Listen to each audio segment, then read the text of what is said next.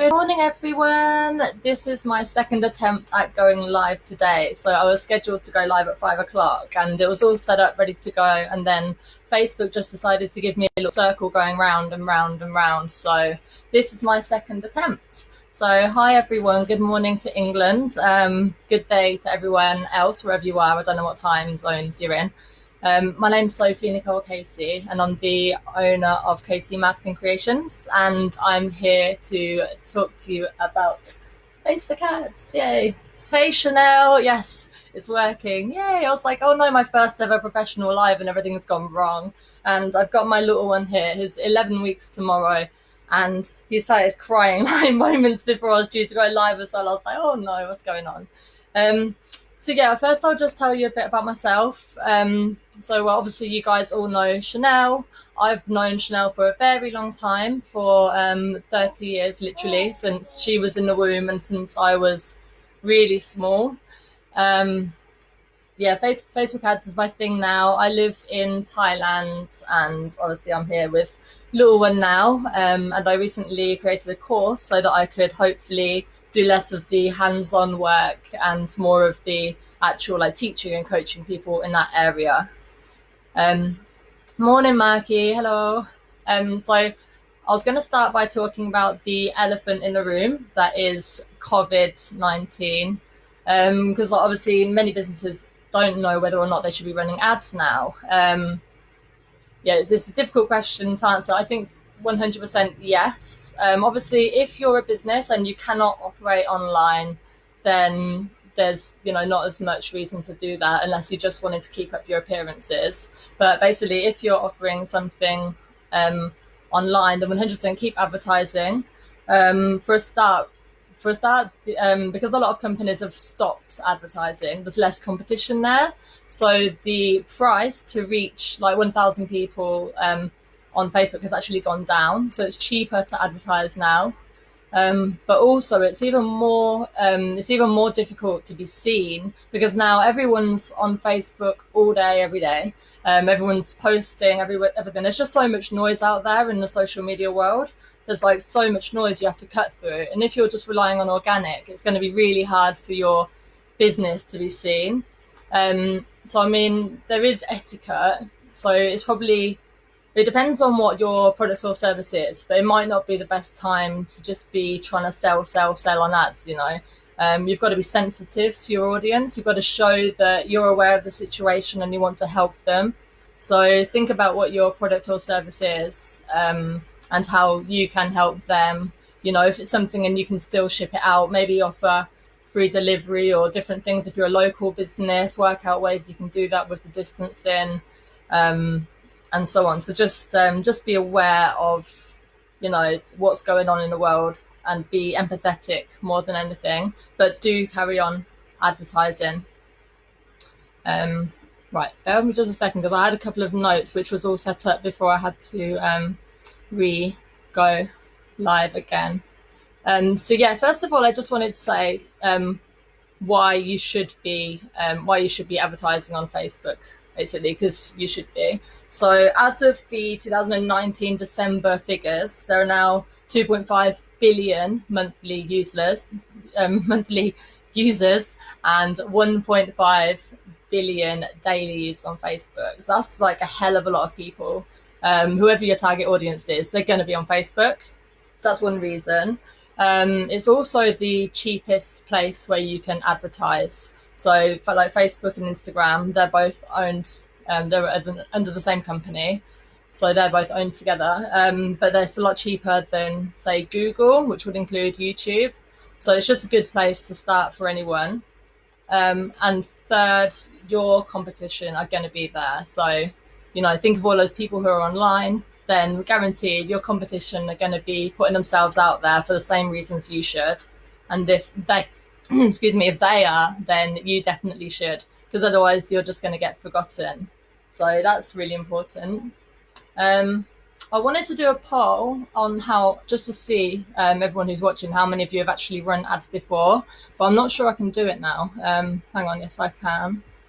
I'm just going to do it very quickly, one-handed while I'm holding my little one. Have you run FB ads before?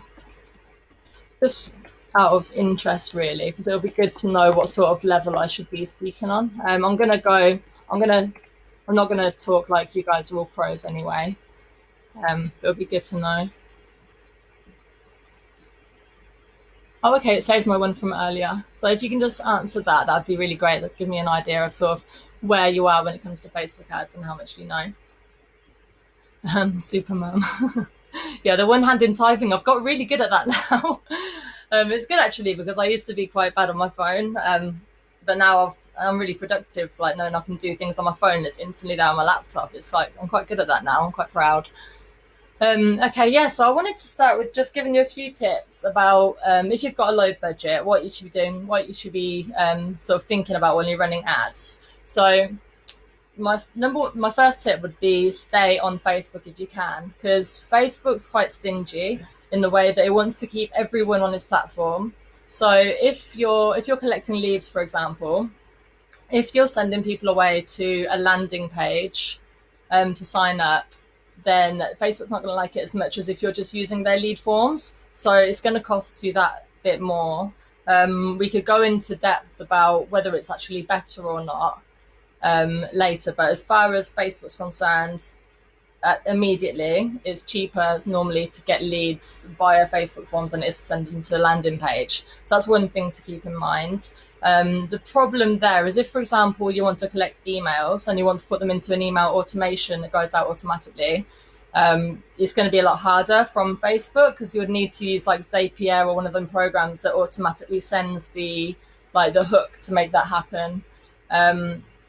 Whereas if you do it on your landing page, you could just have that linked up to like MailChimp or ActiveCampaign or, whatever you're doing. So there are advantages and disadvantages. If you're doing it with the Facebook lead forms, then it's literally just a little form, if you've not seen it, that is made by Facebook, and it says name, email address. And because your users are already on Facebook, it auto-populates that. So they don't even have to fill in a form, they just have to click a button. So it's like, it really lowers the barriers of entry, when you use lead forms like that. So if you're on a budget, it's a good way to do that because people are more likely to convert because it's so easy, they just press one button.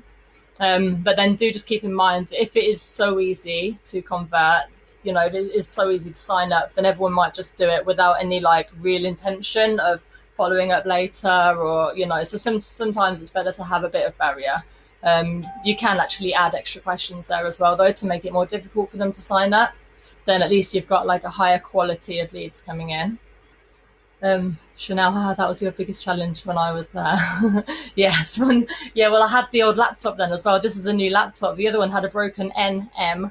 And so I'd have to like really press down hard on the end for it to work. And that when you're one-handed with a baby, or put that together with the backache and constant breastfeeding. Yeah.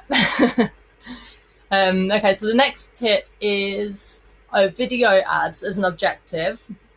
These are like really good value you get from Facebook video ads. So you can get an absolutely amazing reach, but also you can choose whether you optimize it for and whether you're charged by, whether people just do a full through play, which means 15 seconds. So if you've got a video that's less than 15 seconds, it means they've viewed the whole thing.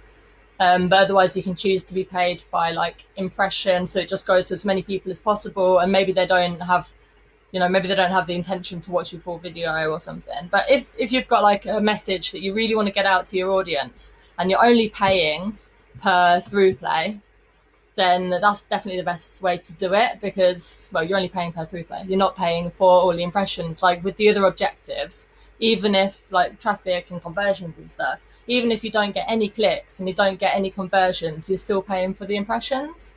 So, and especially with video marketing being so big now, it's like absolutely blown up, especially now, like YouTube is constantly getting bigger. TikTok is like getting huge now. Whether or not it's going to carry on, who knows? It's too early to say. But video in general is just getting bigger. That's why Facebook's constantly making improvements everywhere. And Instagram, they're always improving it, so you can do more editing from within Instagram and everything. So So yeah, when you're running ads, if you want to get really great results on a low budget, definitely try out the video views objective, because it's just it's just such great value for your money, really. My tip number 3 is don't boost. So Facebook makes it look like it's really great to boost. Like, you'll be on your page and it'll say, oh look, you could reach 5,000 people, just put £3 on here. And it's not. They're sneaky. So if you did that through your actual ads account, like, you would pick a proper objective, you would get a much greater like reach for that price or something. You'd get more options on your audience. You'd get loads of more options that you don't get with boosts. And plus, like, what is boost? Like, is it reach? Is it engagement? Like, it's kind of half, does both.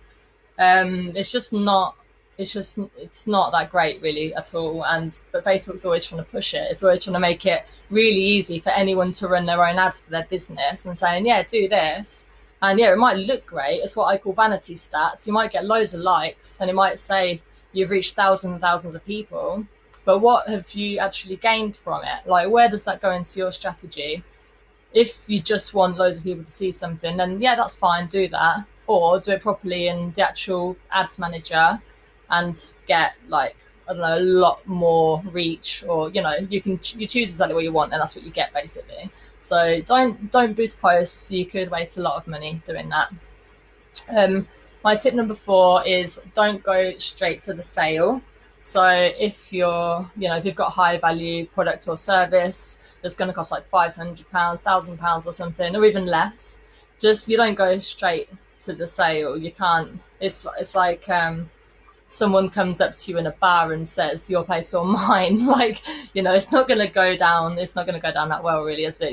It's got to be in stages. You see someone for the first time, you gain a little bit of interest and maybe some conversation, that would be. So yeah, you see someone for the first time, that would be like your reach and awareness stage of the funnel.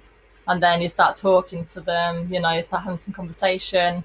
So that's your consideration phase. And then it's a lot further down when you get to the conversion stage, isn't it? That's like a really random analogy, but it works really well. I'm surprised I've not used that before. TikTok is a dig. Yeah, I know you're on TikTok all the time, Marky. I'm not myself. I need to actually look at it, to be honest. I should, because I do talk about it, because that's what I've been told by experts, but I don't actually use it firsthand. So Nine's probably better on TikTok than me. So yeah, if you just go straight to the sale, you're gonna waste your money. You're gonna be throwing it down the drain, just because people need to trust you. They need to know who you are. They need to know you're worth buying from, before they're gonna invest their time and money into you, really. And my final tip is test. Now, this isn't always possible. So obviously we're talking about low budgets here. So if you've got a really low budget, you've not got the budget to do loads of testing. So it does also depend on how much time you've got. So if you're going to be running constant monthly ads, this is what I recommend anyway. And then you're just going to be weekly or monthly, you're going to be testing, certain elements and improving on it constantly. So that's just going to be like a never-ending cycle of improvement. So yeah, no matter like what your budget is, you should still be testing. And if you have only got a tiny bit of budget, then just test what's most important. Test, see if your audience react better to video or image, or if you're just doing images, see if they react more to a branded image versus non-branded, or see if they react better to image of the product or someone using the product, for example. It's like there's so many things you could test, but just test one thing at a time. If you want to test your copy, you could test like a really short copy versus really long copy, because obviously depending on how emotionally can't think of the word, but how it depends on what your product or service is. You might need more or less, but it's not up to you to decide that. You need to let the data show you. Or with copy, for example, you could have one ad that talks about the features of your product or service, and then one ad that talks about the benefits. So it's like the facts versus the emotional side. Tons of things, but just make sure you're testing something, or else you're never going to get the costs down, because you should always be sort of competing against previous you. So previous campaign versus new idea, new copy, just one thing at a time, slowly, getting it better and better. until you've nailed it, really. So those are my main top tips. I've just realised I've got a whiteboard here because I'm gonna draw you this strategy that I want to talk you through, and I've just realised when I tried it earlier I wasn't holding Bua, but I'm gonna try it. You're gonna help me, Bua, because the way I figure out my strategies, I literally draw it on paper. So I wanted to show you guys the same. So I've got a whiteboard, and here this is my this is one of the strategies I'm going to show. Well, this is the strategy I'm going to show you today, which is one of my favorite strategies. And I mentioned video being the best objective you can do earlier, so I'm going to do that. So I'll just have to write this down here and then show you as I'm doing it. So we start with a broad audience. This should always be the case if you've not done campaigns before, because, well, not too broad, obviously. You're not just going to target anyone in the country. But even if you think you really know things about your audience, I wouldn't be targeting this much at this stage, because it's when you're at the top of the funnel, it's a lot cheaper. So, and you're using objectives that are a lot cheaper. For example, so with this, video views, if we do a large audience at first, then it's not going to cost a lot to sort of filter out, to get the good people in and sort of filter out the ones that didn't work. So I probably I wouldn't put lots of different interests on there or anything. I'd probably do gender and age and location. And if it was really important, that something else, like for example, for this group, it has, we're just targeting parents, I would definitely do parents because it's obvious. But if it was just like you think that your audience are interested in something, or you know that they like your competition or something like that, I wouldn't do it, because what you're doing there is you're excluding people who might be interested in your product. So with this strategy, what we do is you think about your product or service, and you think about two major pain points that this specific product or service is solving. So, and then you create 2 videos. So, yeah. So you've got problem 1, problem 2. So these are video ads. So what you could do is you could have one campaign for video views, then you'd have one ad set. So because you'll just have one audience at this point, and then you'd have 2 videos running. You'd make it an even test, so give them the same start time, give them the same budget, the same audience, the same everything, but it's just got a different video. So what it is one, say your product, it helps people to save time, but it also helps people to save money. You'd have one video talking about what's their problem is that they don't have enough time. So you'll talk about that, and then you'd give them value in that video, and then the other one will be talking about people who don't have enough money.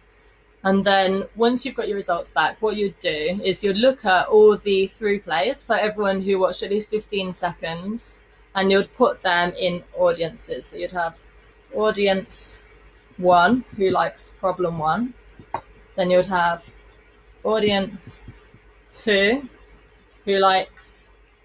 who cares about problem 2. And then so what you do is you create custom audiences. So in Facebook, you just go to the audiences option, then you click create new custom audience.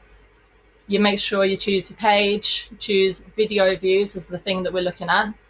And then there's just an option for view play, through I keep saying through view, through play, it's a mouthful. But then you can select which specific video. So then you'll have one audience specifically full of people who liked that first problem or didn't like it, I guess, and one's the second one. So then what you do is you've then got 2 audiences, and you know exactly what they care about. So you've already got, it's the same as testing really, isn't it? You've already got your segmented lists without barely having to do anything. So let me just, we're all aiming to get down to this lead magnet, and then we've just got the next campaign. The next campaign we'll run would be the actual well, it depends if you've had any organic conversions. So if you've actually, say you've got a lead magnet and people have already signed up on your website, and the Facebook pixel has already seen this happen lots and lots of times, so it knows what this action means, because it's a robot. You need to tell it what it means, basically. Then you could do a conversion campaign then at that point, as long as providing what you're asking isn't like too high value. So normally it's just something free, normally a lead magnet at this stage, so that's what I'm talking to here. It would just be a sign up. You'd be giving something away in exchange for an email address. So it'd be like free training or a PDF, checklist, or just I can't think of anything else off the top of my head, but it could be any of those things. So yeah, as long as Facebook knows what a conversion means because of your pixel, then you could just do conversions for the next campaign. But otherwise, I'd say do traffic, because just drive traffic to that, the lead magnet, or it would be the Facebook leads ad. Just whichever way you want to collect these leads. But then what you do is you have the copy or video of this next one. So you've got one for the solving problem 1, and then solving problem 12, I've written that. Problem 2, and then they go there. Yes, so you just have those audiences feed down to the specific ad that's talking about how you're going to solve that problem for them, because already you know that they're interested in that, and then they're going to go and sign up. Woohoo! So that's basically a really cheap way you can do it. And with those video ones at the top, you're literally going to have thousands and thousands of people on your list. Even if you just run £5 or £10 a day for a week, you're literally still going to have thousands of people. So you've got this huge audience and you know exactly what they want already. So this is one of my favorite, sort of really easy, sounds really obvious, but it's like absolutely like brilliant, I think. And one other thing you could do if you really wanted to make it super targeted, just like another tip sort of thing, is you could add an interest in there. I know I said not to narrow it down too much, but if you had a big enough audience and you wanted to guarantee to connect with your audience even more, you could add an extra interest to the targeting. For example, it could be like a musician or a public figure or someone that you aspire to, and you could actually talk about them in your copy or in your video, knowing full well that the people you're talking to are also fans. So they're going to really love you. They're going to be like, oh my God, this person's talking about this person who I love. And they're going to really connect with you and sort of trust you and be on your level a bit more. I've told some people not to boost. Yes, you'd be awesome on it. I can't remember. Oh, on TikTok. Yeah, we'll check it out. So many marketers on it. Yeah, I definitely will check it out. It's just another thing to learn, isn't it? I feel like it's hard for me to learn things now. I've got so much things going in my head with this little one. I've learned a lot from this. Thank you. Oh, you're more than welcome, Hannah. That's really good to hear. Love the board. The other side, yeah, it was my to-do list board. It hasn't been updated in about a year now. Well, since January. So yeah, that was my low budget strategy. I just want to tell you about a free course I've done. So I hope the things I've been saying here haven't gone completely over your head. And I have done a free course which teaches you the basics of doing your own campaigns. And I go over things, the theory there as well, just a few things like audience strategy and things like that. And then there's a live demo of setting up an actual campaign. So if you want the actual live demo, I'll put the link in the comments of this or in the description. I didn't do a description because the live sort of went wrong at the beginning. I didn't have time to type anything out again, so I'll put all the links there. So there were a few questions on the page from when Chanel posted before, so I'm just going to go over those. See a little one. Oh, you're okay. So the first question was, I hope I don't say your name wrong here. It's Waitesha Underwood. He said, when should we put out ads? Like, at what point is it okay for a business to add an ad campaign to get more sales? My answer to that would just be, as soon as you know that organically you can sell your product, as soon as you know there is a need for your product and people will buy it from you at, you know, the setup you've got, so either the price you're offering or whatever else it is. So bear with me a moment. Are you hungry, little one? Oh. Yeah, he's telling me he's hungry. Yeah, as long as you know your product or service works already and you can sell it, then go ahead, sell it. As long as your audience is on Facebook, which, like I said at the beginning here, they are going to be on Facebook. But if you mean like put out to get actual sales, like to put out ads that say, you know, the products, like to buy me today, then it's kind of like what I mentioned before. You know, you've got to go through the funnel first, really. You need to get a warm audience. You need to make people trust you. You know, you don't want to try to sell to someone, really, unless you're pretty sure they're going to remember who you are first. So it does take a little bit of, you know, like investment into building up your audiences. I mean, if you've always had tracking set up for ages on your website and you've had loads of traffic, you've got loads of sales going there, but you've just never run ads, the chances are you probably wouldn't even need to like build up warm audiences. You probably already got that already from your pixel on your website. So first of all, I'll say everyone who's got a website, even if you're not planning on running ads, get a pixel installed. There are apps you can do to use it. If you've got a WooCommerce store, like an e-commerce store, there's an app called Facebook for WooCommerce, and you just put your pixel code, the pixel ID reference or whatever in there, and it will literally do it all. Like, it will start tracking your add to cart, your initiate purchase, your sales, your product, your content views, so like when people view specific products and so on. So I'll just like get the tracking set up, even if you're not planning on running ads right now. 100%, because then another really cheap way to get sales is retargeting campaigns. So I would actually recommend doing that before you did the video when I just told you. If you've got an audience from a pixel of people who have been on your website and you know that they've not purchased but they've seen your products, then set up a retargeting campaign, which means set up a campaign directed to those people who have looked on your website but haven't purchased something, with messaging like, oh, I saw you checking out this product, or I saw you saw our website, depending on, you know, if you know what product they've looked at or not. And then just retarget those. If you wanted to, you could offer a discount code just to the people.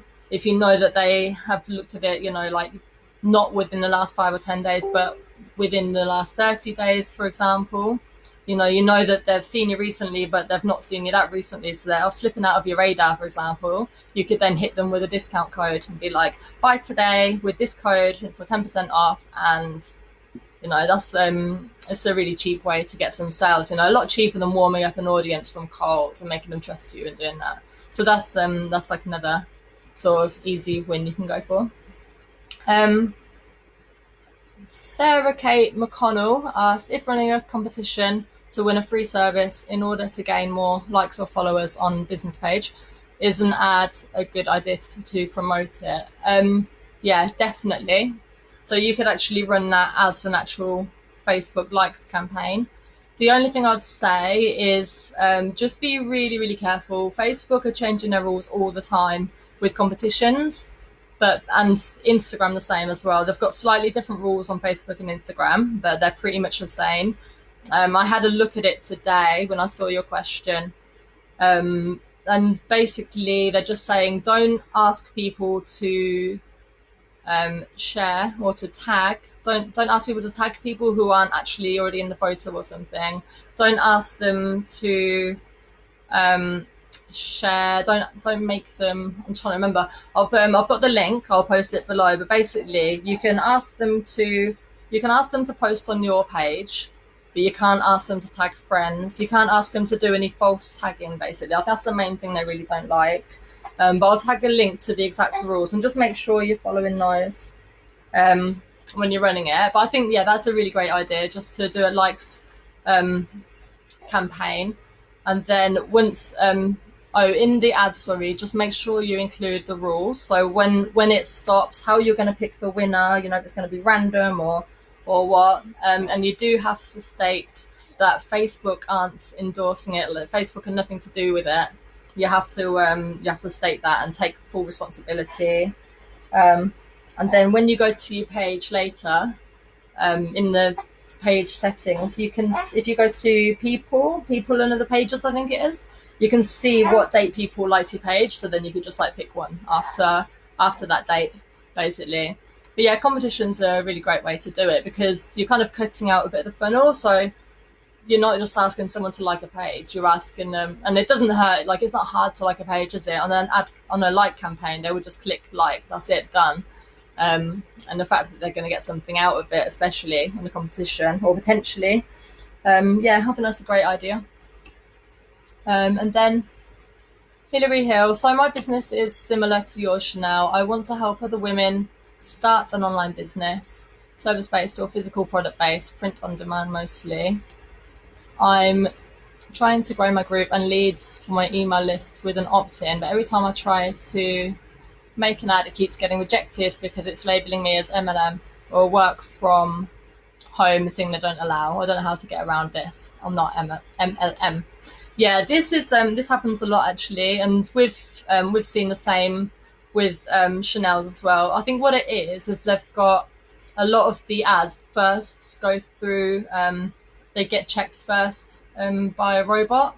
So if it's got certain words in it, it flags up, and then it's not a human checking it. So the main rule here, they call it multi-level marketing. Yeah, that is it, MLM. I never thought of what that stood for before. Okay, they say it's multi-level marketing. You just have to, when you say that people are going to gain anything, you have to explain exactly how they're going to gain it, basically. And that's how sometimes it takes us putting it through maybe 5 to 10 times before Facebook finally say, okay, let's get a real human being to read this, and then they authorize it. Especially with the coronavirus, obviously there's a lot. Oh, little one. Hey, Papa. Oh, I scared him. There's the Facebook have got less staff at the moment, so with just read that. Yeah, Facebook have got less staff, so it's a lot more automated now. A lot of the other platforms are as well. They're relying on artificial intelligence to do a lot of the things that before they had real human beings to do. And the process with these posts was they were always getting flagged and rejected all the time anyway, so it's even worse now. Just keep trying, just keep tweaking it, keep appealing it. I mean, I've even had it where copy was accepted, where it was accepted, where it was approved, and then I've duplicated that ad to do a test, and then Facebook's rejected it, and I'm like, but you accepted it last time, so why have you rejected it this time? So yeah, things like that do happen all the time. You just have to keep on at them. It gives you, I don't know if you've tried to appeal to them before, but it gives you the option to say, that they're wrong or something of the sort. So yeah, just keep trying and just make sure you're always reading their policies because they do change all the time. And I'll put a link to that in the comments as well, just in case you haven't seen their specific guidance on that. And then the other question was from Candice Troutman, everything, length, best photos. So I kind of answered the length thing before with the testing. So length, With Facebook ads, I'd say minimum let ads run for a week before you switch them off or make changes, or make major changes, sorry. Um, because Facebook needs time to learn.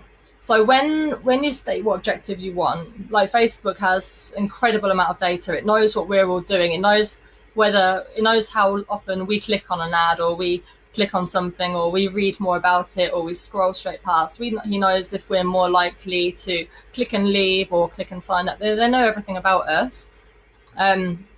So when you're picking like your objective, so whether you want reach, traffic, video views, whatever, it does literally do it for that. But like for that specific thing, like it doesn't just have those objectives for fun. So you can't trick it by using something like a cheaper objective or something to get results, and it's just not going to work. But my point is, sorry, while it's running that objective for like the week or whatever, for the first week, it's learning like every single day. So obviously the more people that perform those actions that get you the results that you do want, it's learning every single time from scratch. So it might take 2 to 3 days of like kind of crappy results while Facebook's kind of delivering it to the wrong people, and then once it assesses it, it's suddenly there's like a light bulb moment, and you suddenly start getting really great results. So like so many times, I've done it so many times in the past as well. You think something's not working, if you just left it for a few more days, then it could have changed everything. But then at the same time, you need to know it's something that comes with practice, I think, really. But sometimes it is just right to sort of switch it off if something's not working. And it depends on the industry, it depends on your business or your service, it depends on your past ads, So I mean, when you do want to change things, make changes, if you duplicate something rather than creating from scratch again, then Facebook remembers how it performed before, so you don't have to start again. So if you just carry on sort of improving over time, then it will just get better and better and better, basically. And then best photos, catch attention, draw attention. If you look at, for example, Facebook's colors are blue. So what people were doing for a while is like put lots of yellow because it really stands out. But yeah, just draw attention, make someone stop. If you're doing video, make sure you get your message across in the first 5 seconds. But yeah, best photos, just high quality, really. Real people doing real things. The more natural you can make it look, the less like an ad you can make it look, the higher quality you're going to get. Facebook's going to reward you for giving a good user experience to people, for not being too adverty, not too salesy. So yeah, just really let your brand shine through on that one. Be as natural as possible. Some of the posts I've had the most engagement from, I've looked god awful. Like I've had Bua here. Yeah, I know I'm cheating there a little bit because everyone loves a baby, don't they? But yeah, some of the most like engagement I've had before have been from awful photos. They don't have to be looking professional. They just have to be high quality, and they just have to stand out, and they just have to sort of trigger something with your target audience. You have to be on their level, and to a certain extent, really. That's the most important thing, I think. Those were the only questions that were on the page before. Has anyone got any questions for me here? I didn't see any come through. Thank you, Maggie. You can't ask them to tag, like, or share to enter the competition. Yeah, so it's called false. Is it false engagement? I think it's called, basically. But if you're running an actual Facebook ads like campaign, then you're already paying Facebook to ask them to like it. So you can let people who like the page win that. You just have to say that Facebook's not anything to do with that. Yeah, you can suggest it. It can't be a rule of it. Yes, we have had that issue many times. And they change it all the time as well. They change the rules all the time. I lose track. You have to literally just check every time. Yeah, so has anyone got any questions for me at all? I hope I didn't sort of go too super fast then. I know I look like a crazy woman rocking because I've got him. I was hoping I could show you him and get him to say hello before I went, but he's not. He's deep in a snack at the moment. Well, I hope that's been really useful to everyone who watched. Let me know if you've got any questions at all about anything. Feel free to drop them in the comments. If you're watching on replay, same goes for that. And yeah, enjoy the rest of your days, evenings, whatever, everyone. It's been a pleasure. My first actual official live. Thank you, Chanel.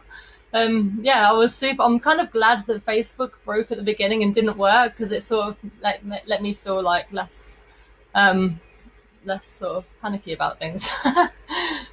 Yeah, I feel like I've been talking loads. Thank you both for your feedback. Right, much love to everyone. Take care.